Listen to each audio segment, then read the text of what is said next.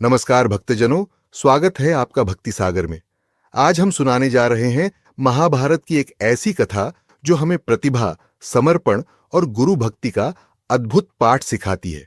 ये है एकलव्य की कहानी। एक ऐसा शिष्य जिसने बिना गुरु के सामने रहे केवल मन की श्रद्धा से अद्भुत सिद्धि प्राप्त की। लेकिन इस कथा में छिपा है एक कठिन सत्य जो आज भी हमें सोचने पर मजबूर करता है। क्या प्रतिभा ही सब कुछ है? क्या गुरु दक्षिणा की भी कोई सीमा होती है? आइए जानते हैं इस अमर कथा को जो व्यास जी ने महाभारत में लिखी है। महाभारत काल में श्रृंगबेर नामक राज्य में निषाद कुल के राजा हिरण्यधनु रहते थे। उनका पुत्र था एकलव्य, जो बचपन से ही धनुर्विद्या में अत्यंत रुचि रखता था। एकलव्य ने सुना कि हस्तिनापुर में द्रोणाचार्य नामक महान गुरु हैं जो कौरवों और पांडवों को धनुर्विद्या सिखाते हैं। वे समस्त शस्त्र विद्याओं में निपुण हैं। एकलव्य के मन में तीव्र इच्छा जागी कि वह भी द्रोणाचार्य से शिक्षा प्राप्त करे। एक दिन वह अपने पिता से आशीर्वाद लेकर हस्तिनापुर की ओर चल पड़ा। उसके मन में केवल एक ही संकल्प था, द्रोणाचार्य से धनुर्विद्या सीखकर महान धनुर्धर बनना। जब एकलव्य द्रोणाचार्य के पास पहुंचा तो विनम्रता से उन्हें प्रणाम कर बोला, गुरुदेव, मैं आपसे धनुर्विद्या सीखना चाहता हूं, मुझे अपना शिष्य स्वीकार करें। लेकिन द्रोणाचार्य ने उसे देखा और कहा, पुत्र, मैं केवल क्षत्रिय राजकुमारों को ही शिक्षा देता हूं।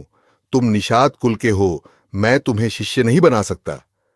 यह सुनकर एकलव्य का हृदय टूट गया।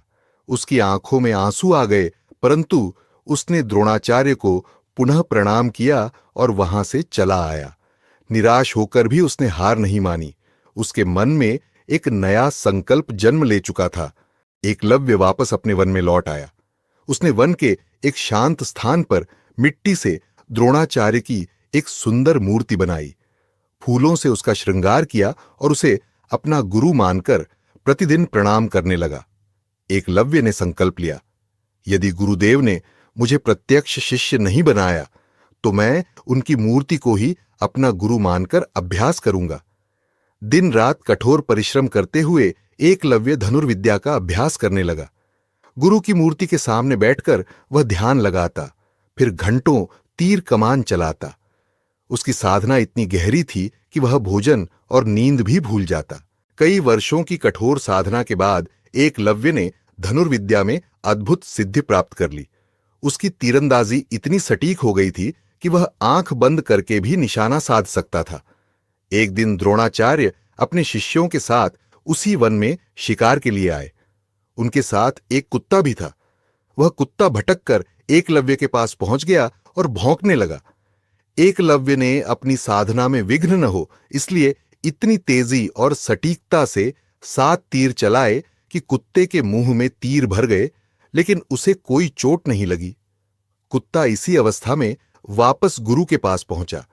जब द्रोणाचार्य और पांडवों ने कुत्ते की यह दशा देखी तो सभी आश्चर्यचकित रह गए। अर्जुन ने कहा, गुरुदेव, ये कैसी अद्भुत धनुर्विद्या है।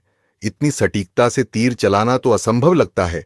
ऐसा कौन धनुर्धर है जो मुझसे भी श्रेष्ठ है? द्रोणाचार्य ने कहा, हमें इस महान धनुर्धर को खोजना होगा।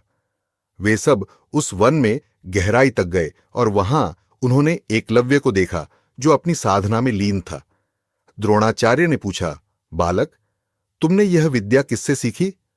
एकलव्य ने गुरु की मूर्ति की ओर इशारा करते हुए कहा, गुरुदेव, आपसे। आप ही मेरे गुरु हैं। मैंने आपकी मूर्ति के सामने बैठकर यह विद्या सीखी है। द्रोणाचार्य एकलव्य की भक्ति और प्रतिभा देखकर अंदर से द्रवित हो गए, लेकिन उनके मन में एक दुविधा भी उत्पन्न हुई। उन्होंने अर्जुन को वचन दिया था कि वह विश्व का सर्वश्रेष्ठ धनुर्धर बनाएंगे। यदि एकलव्य इसी गति से आगे बढ़ा तो अर्जुन से श्रेष्ठ हो जाएगा। द्रोणाचार्य ने सोचा कि यदि यह निषाद पुत्र इतना महान धनुर्धर बन गया तो भविष्य में कौरवों और पांडवों के लिए संकट उत्पन्न हो सकता है। उन्होंने एकलव्य से कहा, यदि तुम सचमुच मुझे अपना गुरु मानते हो तो मुझे गुरु दक्षिणा दो।